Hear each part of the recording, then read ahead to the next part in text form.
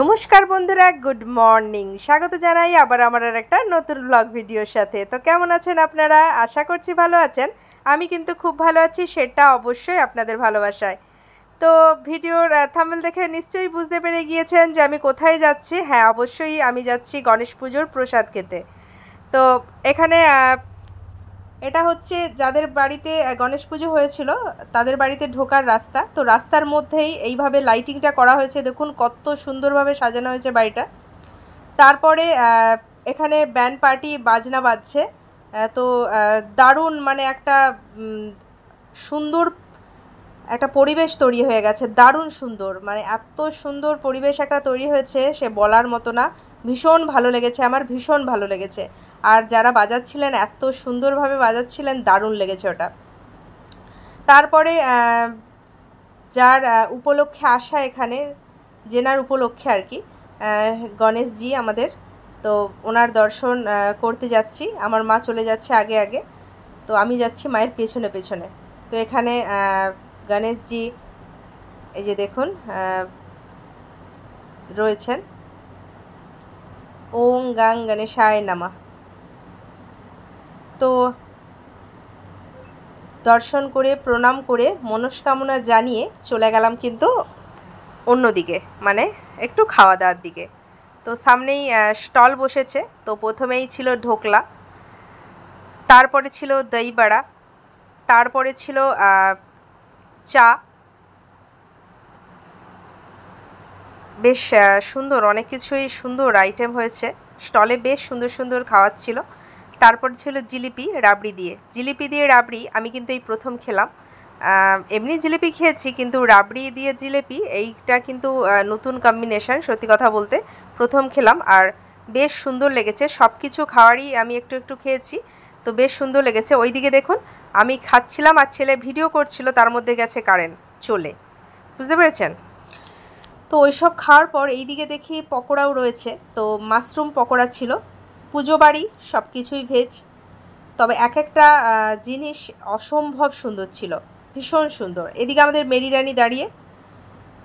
তো এই দিকেরটা এই যে সুন্দরভাবে সাজানো হয়েছিল, এনারদের বাড়িতেই কীর্তন হয়েছিল, আপনাদের সাথে আমি একটা ভিডিও শেয়ার করেছিলাম। ওই মন্দিরটাও দেখুন কত সুন্দর। আর এদিকে দেখুন সুন্দরভাবে যেই খাওয়ার জায়গাটা ছিল, সুন্দরভাবে লাইটিং দিয়ে সাজানো হয়েছে। তো চারিদিকে ঘুরে খেয়েটে এইদিকে কিন্তু বসে গিয়েছি আমরা প্যান্ডেলে। তো প্যান্ডেলের আমি যে চেয়ারটাতে বসেছিলাম পাশেই ছিল টেবিল ফ্যান। তো মাথায় এত হাওয়া দিচ্ছে, মনে হচ্ছে সুনামির ঝড়, আমার চুলগুলো সব উড়ে চলে যাবে, বুঝতে পারলেন? এত তো প্রচুর চুল আমার, তার মধ্যে মনে হচ্ছে ওই যে প্রচুর চুল রয়েছে সেগুলো উড়ে হয়তো চলে যাবে।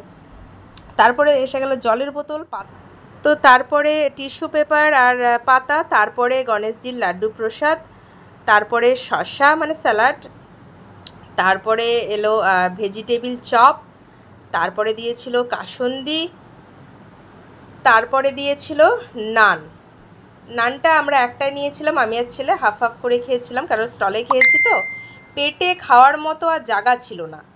তারপরে দিয়েছিল বাসন্তী পোলাও, যার মধ্যে ড্রাই ফ্রুটস ছিল ভরে ভরে, আর পোলাও টেস্ট দারুণ ছিল, মানে অসম্ভব সুন্দর খেতে হয়েছিল পোলাওটা।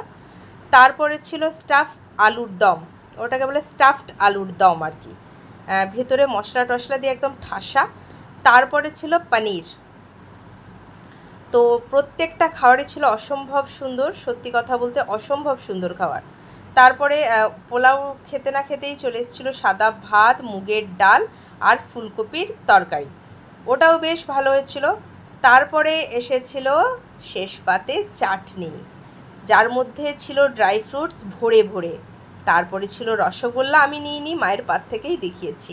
তারপরে পাঁপড় আমি একবারের জায়গায় দুবার নিয়েছি, কারণ লাস্টে অত কিছু খাওয়ার পর পাঁপড় খেয়ে মুখের স্বাদটা যেন আমার ফিরে যায় একদম, মানে যতই ভালো মন্দ খাবার খাই না কেন, পাঁপড়টা খেলে আমার যেন একটা আলাদাই মুখের স্বাদ চলে আসে আর কি। তো তারপরে এসে গেল জোয়ানটা আমি নিইনি, জোয়ানটা ছেলে নিয়ে নিল।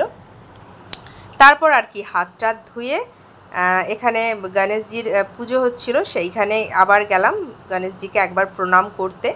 তো সত্যি কথা বলতে দেখুন কত সুন্দর লাগছে, কত সুন্দরভাবে সাজানো হয়েছে।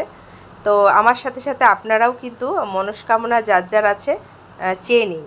ব্যাস, তার আর পর কি, এবার ঠাকুর প্রণাম করে চলে যাচ্ছি বাড়ির উদ্দেশ্যে। তো এখানেও সুন্দর ছোট্ট একটা গণেশজি রয়েছেন। তো তারপরে এই দেখুন, আমি আর ছেলে দুজনে মিলে একটু সেলফি টেলফি তুলে মোটামুটি বাড়ির উদ্দেশ্যে রওনা দিচ্ছি।